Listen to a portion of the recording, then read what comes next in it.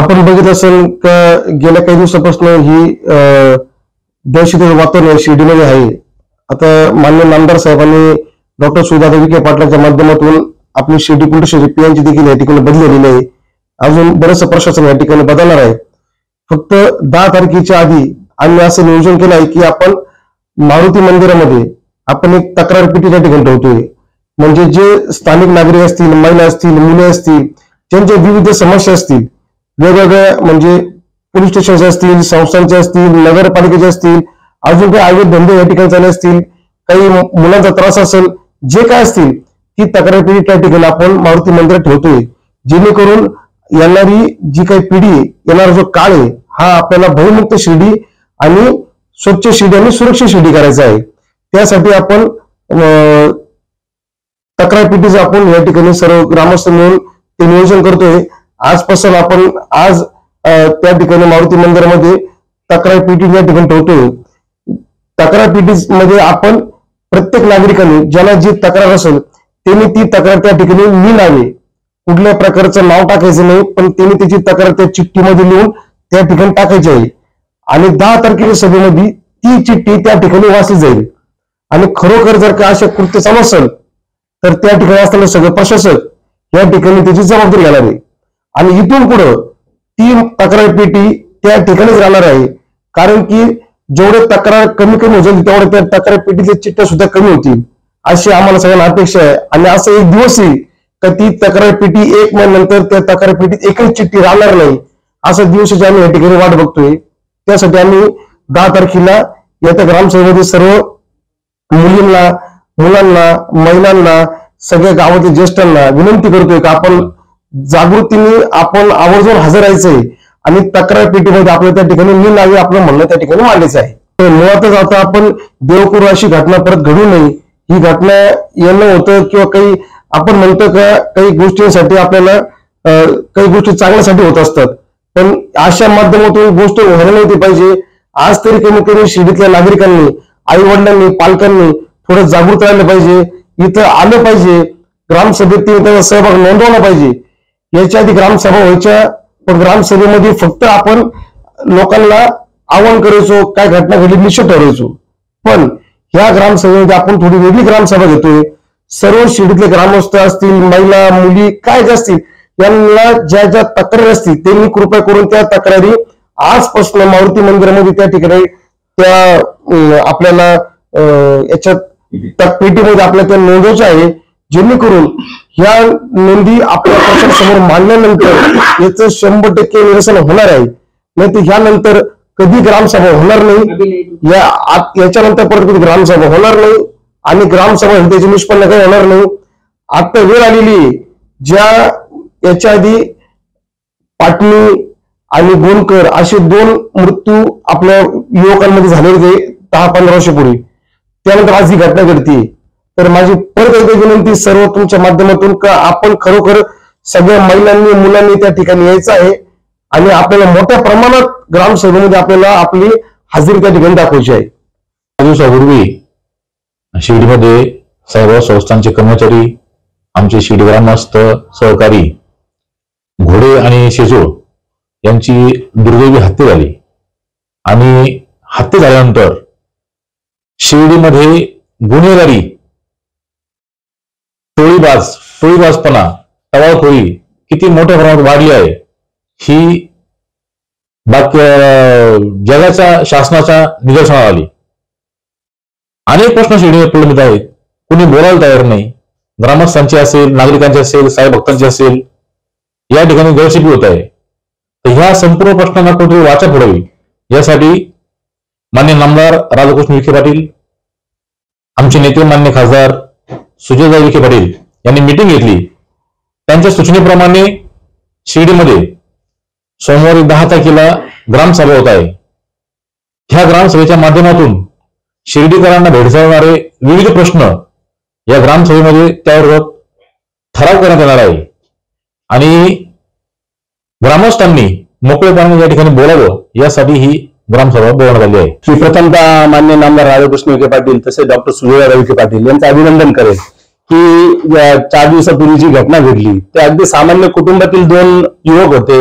आपल्या परिवाराचा उदरनिर्वाह करत होते, परंतु त्यांचा जीव किंवा शिर्डीतील प्रत्येकाचा जीव किती महत्वाचा आहे या दृष्टीने त्यांनी सर्व ग्रामस्थांना आणि प्रशासनाला विश्वासात घेऊन आणि वेगवेगळ्या प्रकारची पावलं उचलली आणि त्याचाच त्या गोष्टी तडीस नेण्यासाठी सर्व ग्रामस्थांनी पुढाकार घेऊन आणि ग्रामसभेचं आयोजन केलेलं आहे. ग्रामसभा ही कशासाठी आहे तर ग्रामसभा ही शिर्डीत चाललेल्या वेगवेगळ्या प्रकारातून वेगवेगळ्या माध्यमातून शिर्डीमध्ये जे गुंड प्रवृत्तीचे लोक शिर्डीमध्ये शिरगाव करत आहेत या लोकांना पायबंदी करण्यासाठी किंवा यांना आपण थांबवण्यासाठी थोपवण्यासाठी हा ग्रामसभेचं आयोजन या ठिकाणी केलेलं आहे.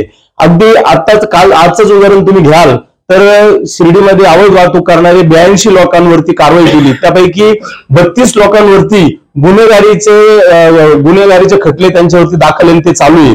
अशा प्रवृत्तीचे लोक आज या ठिकाणी येत आहे आणि हे आजपर्यंत कोणाच्या निदर्शनास आलं नव्हतं, परंतु नामदार साहेबांनी डॉक्टर सुजय विखे पाटील यांनी पोलीस प्रशासनाला आदेश करून ज्या काही कारवाईचं हे सगळं चालू आहे त्याच्यामधून आता ह्या एक गोष्टी बाहेर येत आहेत.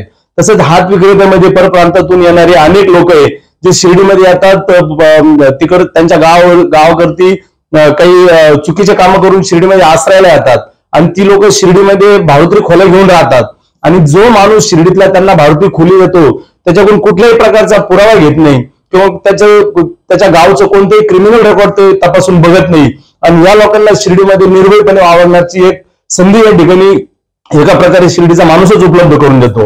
तर या सगळ्या गोष्टीला कायमस्वरूपी पायबंदी व्हावी किंवा हा विषय थांबावा यासाठी या ग्रामसभेचं आयोजन केलेलं आहे. आपल्या मुलांच्या भविष्यासाठी, आपल्या मुलींच्या सुरक्षितेसाठी व गावच्या एकोप्यासाठी आज शिर्डी ग्रामस्थांनी जो 10 तारखेला ग्रामसभेचं आयोजन केलेलं आहे यासाठी प्रत्येकाने आपल्या व्यवसायासाठी, आपल्या मुलाच्या, आपल्या परिवाराच्या सुरक्षेसाठी सर्वांनी, महिला भगिनींनी, पुरुषांनी, लहान मुलांनी, सर्वांनी या ठिकाणी मोठ्या संख्येने सहभागी व्हावा. कारण की या ग्रामसभेचं ज्या दिवशी आम्ही नियोजन केलं त्या दिवसापासून आजपर्यंत आपण बघत असाल शिर्डी शहरामध्ये अगदी कडक कारवाई चालू आहे. याच्यामध्ये निश्चितच स्थानिक काही लोकांना याचा त्रास होत असेल, परंतु हा त्रास नसून ही एक शिस्त आहे. या शिस्तीमध्ये फक्त गावातील ग्रामस्थ जे आहे, जो स्थानिक या ठिकाणी व्यवसाय करणारा लहान मोठा व्यापारी, स्थानिक हात विक्रेता आहे त्यांच्या सुरक्षेसाठी आहे. आज शिर्डी गावामध्ये स्थानिक असलेले 10 लोक तर बाहेरून येणारे, परप्रांतातून येणारे 30 लोक आहे. हा खूप मोठा तफावत आहे आणि हीच लोक सर्व गुंड प्रवृत्तीचे.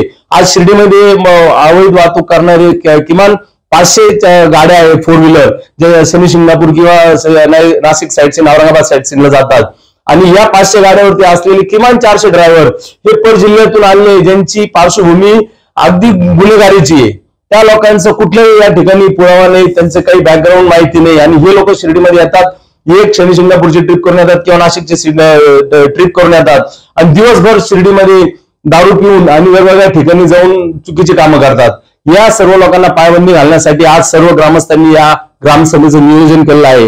म्हणून मी शिर्डीतील प्रत्येक घटकाला, प्रत्येक प्रवर्गातील माणसाला विनंती करतो की आपल्या परिवारासह या ग्रामसभेमध्ये सहभागी व्हा, कारण की ही ग्रामसभा तुमच्या भविष्याचं, तुमच्या उदरनिर्वाहाचं, तुमच्या भविष्याची सुरक्षा करणारी ग्रामसभा ठरणार आहे. यासाठी सर्वांनी या ग्रामसभेमध्ये सहभागी व्हावं. साईबाबांच्या सेवेत असणारे 2 निष्पाप युवकांचा निर्गुण खून झाला आणि त्याच पार्श्वभूमीवर शिर्डीमध्ये प्रचंड असंतोष उसळला. खऱ्या अर्थानं कारण देखील तसंच आहे, कारण अतिशय निष्पाप हे 2 युवक होते. बाबांच्या सेवेत जात होते, ड्युटीला जात असताना त्यांच्यावर अचानक असा प्राणघातक हल्ला झाला आणि त्याच्यात त्यांना आपला जीव गमवावा लागला. खऱ्या अर्थानं आता गुन्हेगारांचा पापाचा घडा या ठिकाणी भरलेला आहे.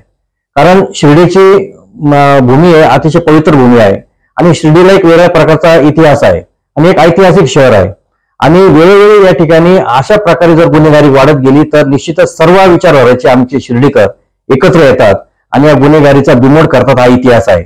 आता त्याच पार्श्वभूमीवर आमचे सर्व शिर्डीकर वेगवेगळे विचारधारेचे असतील, वेगवेगळ्या पक्षाचे असतील, हे आता आम्ही एकवटलो आहोत. कारण आता आम्हाला कुठेतरी शिर्डी सुरक्षित करायची आहे, गुन्हेगारी मुक्त करायची आहे.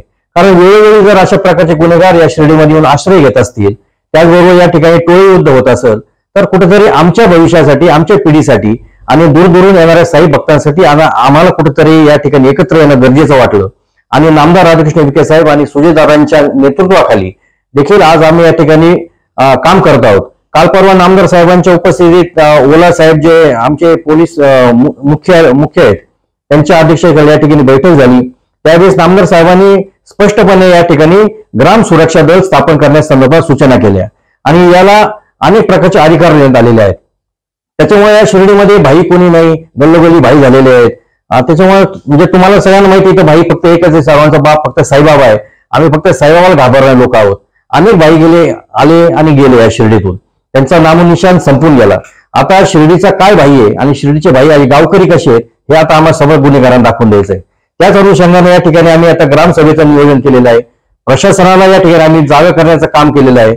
मला या ठिकाणी प्रशासनाचं कौतुक करायचंय. खऱ्या अर्थानं या ठिकाणी बऱ्यापैकी काम आता शिर्डीमध्ये गुन्हेगारी साफ करण्याचं काम चालू आहे. आताच मंगेशांनी सांगितलं की जवळपास 40% गुन्हेगार या ठिकाणी पळून गेलेले आहेत. म्हणजे किती गुन्हेगार या ठिकाणी आश्रय घेत होते शिर्डीमध्ये हे आता उघडकीस आलेलं आहे. जे सुजय विखे वेळोवेळी या ठिकाणी सांगत होते त्याचं प्रत्यंतर आज या ठिकाणी आलेलं आहे. त्याच्यामुळे शिर्डीचे संपूर्ण ग्रामस्थ एकवटलेले आहेत. शिर्डी आम्हाला गुन्हेगारी मुक्त करायची आहे. त्या अनुषंगाने 10 तारखेला 5:30 वाजता आम्ही मूक मोर्चा, मशाल मोर्चा या ठिकाणी नियोजन केलेलं आहे. आणि सांगायला खरंच अभिमान वाटतो, आमच्या सर्व महिला भगिनी या ठिकाणी मोठ्या प्रमाणावर या कॅन्डल मोर्चामध्ये सहभागी होणार आहेत. साईबाबा संस्थांचे सर्व कर्मचारी अधिकारी देखील या कॅन्डल मोर्चाला आणि ग्रामसभेला उपस्थित राहणार आहेत. त्याच्यामुळे एक वेगळ्या प्रकारचं महत्व या ग्रामसभेला आहे. त्याच्यामुळे मला निश्चितच येणारा काळ हा अतिशय चांगला काळ शिर्डीसाठी असेल असं आम्हाला वाटतं. शिर्डी कालपासून शिर्डी पोलीस प्रशासनाने पोलीसवाले असतील, ॲपे रिक्षा असतील, रिक्षावाले असतील यांच्यावर कारवाई चालू केलेली आहे. आणि सांगायला खरंच म्हणजे अभिमान वाटतो पोलीस स्टेशनचा की जवळपास 40% गुन्हेगार याच्यातून निघालेले आहेत. त्याच्यामुळे मला शिर्डी ग्रामस्थांना या ठिकाणी आवाहन करायचं आहे. या ठिकाणी गरीब जे हातावर पोट भरलेले असतील, फुल विक्रेते असतील, त्याचबरोबर रिक्षा चालक असतील, ॲपे रिक्षा असतील, त्यांना थोडी म्हणजे कळकळीची आमच्या सर्वांच्या वतीने आवाहन करतो की काही काळ थांबा. जी घाण या शिर्डीमध्ये आलेली आहे ती बाहेर जाऊ द्या. हे गुन्हेगार प्रवृत्ती लोक बाहेर जाऊ द्या.